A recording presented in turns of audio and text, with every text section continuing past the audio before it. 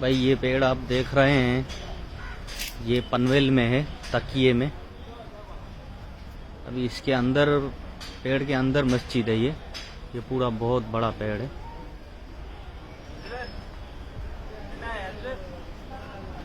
ये बहुत बड़ा पेड़ है।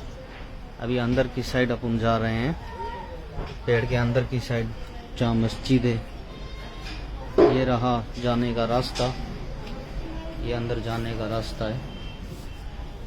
ये अभी अपन अंदर की साइड जा रहे हैं।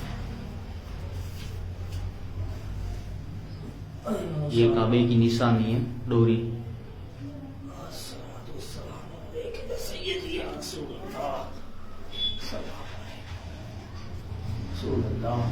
अभी अपन अंदर फांसी में, ये अंदर है।